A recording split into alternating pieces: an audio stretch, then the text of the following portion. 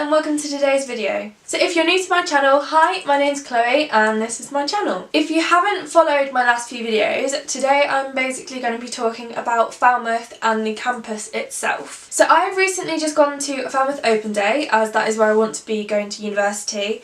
I did a vlog and I've just spoken about the course, which is the Marine and Natural History Photography course. So if you want to have a look at them videos, I'll link them in the description down below. So I'm currently year 13, I'm planning on going to Falmouth this year.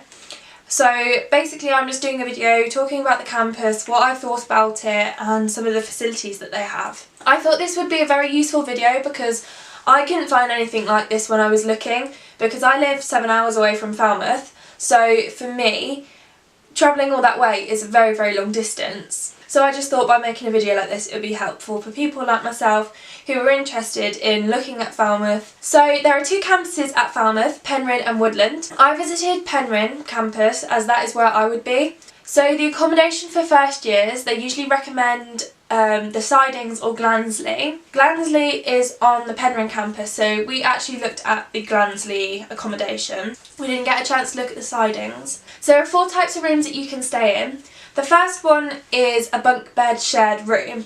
So you'll have a bunk bed, you'll share with someone else, you have your own separate desk areas, and you will have an ensuite bathroom as well with that. I didn't actually get to look at these because we just looked at the double ensuite. The next lot of rooms are the single shared rooms. So you'll have a single bed each and they actually fold up into a desk, and that comes with an ensuite bathroom as well.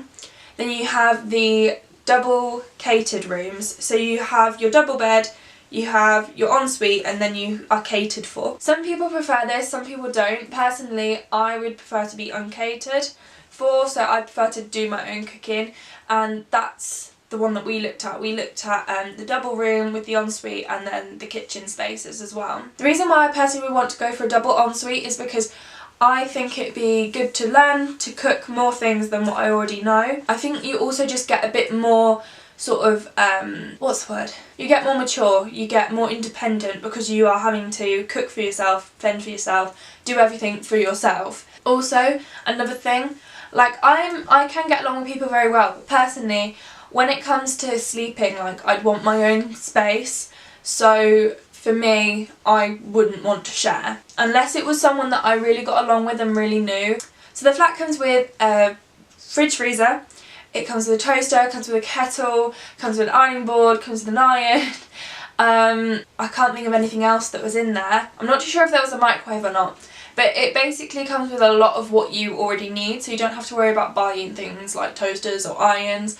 I might buy my own iron and ironing board for my own room, just because then if someone else is using it and I need to iron my clothes, I can do that. The only thing that you'd really need to buy for you when you go into accommodation would be your knives and forks, your plates, your towels, your bed sheets, stuff like that. There are also facilities in your block of flats where you can do your washing as well, so you can do your washing and your drying, clean your clothes, that sort of stuff. The girl who was giving us the tour around the accommodation explained to us that you get a card and you put money on your card online, and then you can just scan it in when you're washing your stuff, so it just takes the money off directly from your account. So I thought that was quite handy. We did ask for prices of the different rooms, and they say they vary every year, just depending on how many students they get in, how much money sort of is just about, really.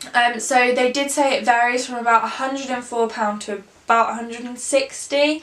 Obviously, like, you'd pay less for the bunk bed shared rooms than you would an ensuite, but obviously you'd pay less for a shared bunk bed room to a catered ensuite double room, so it just depends what you want really and what you can afford. The closest shop to the campus is Asda. It's about a 15-minute walk away from the main campus at Penryn. A student ambassador did say that a bus runs, I think maybe 2 times a week, to the Asdas, so if you can't be bothered to walk with all your shopping, you can get on a bus and get back to campus. There are always buses running as well.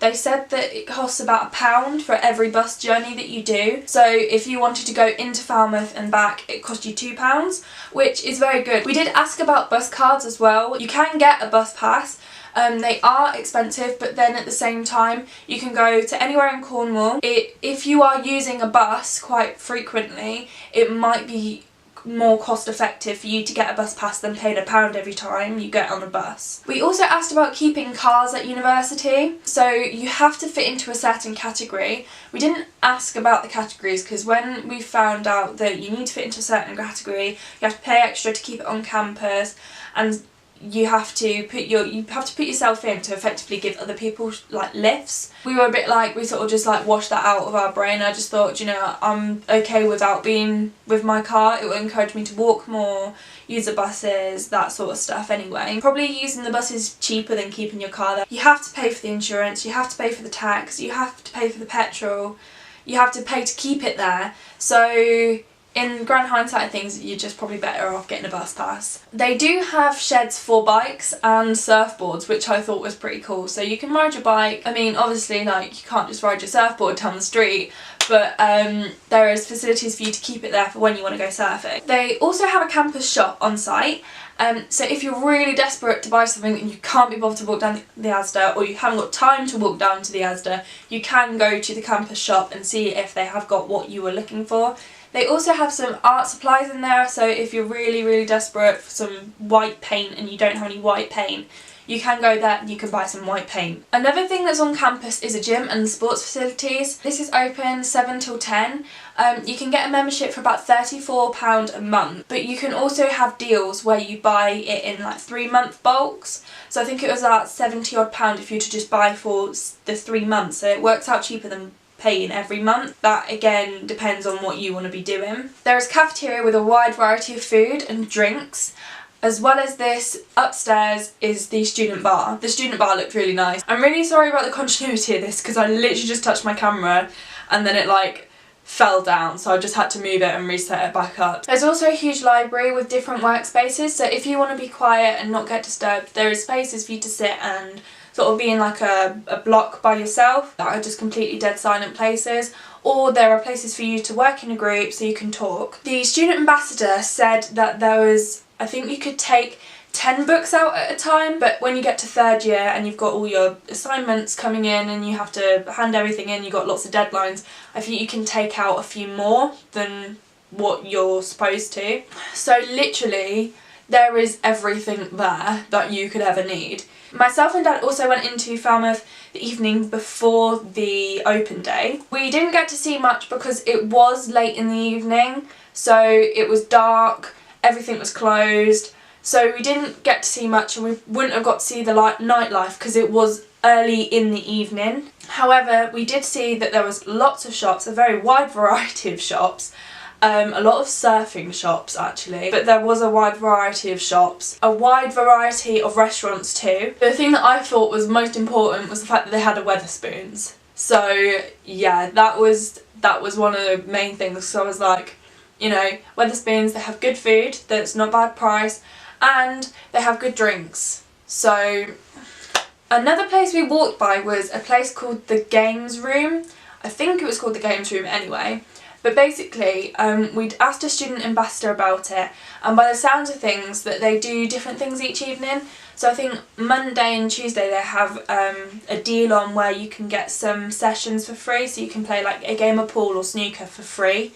So that's where most students go on like a Monday or Tuesday night. Something that I didn't mention yet was societies. When you go to university, there's a society for everything. I'm interested in surfing society when I go to university because I really want to learn how to surf.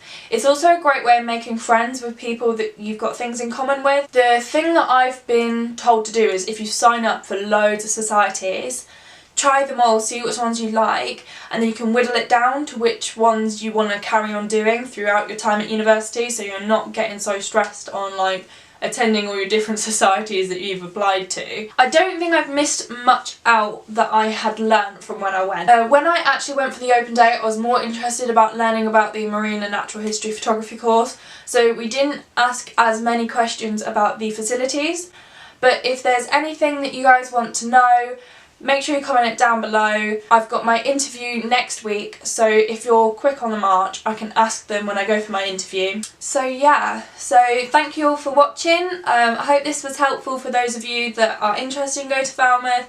Make sure you subscribe and like this video. So yeah, have a good week.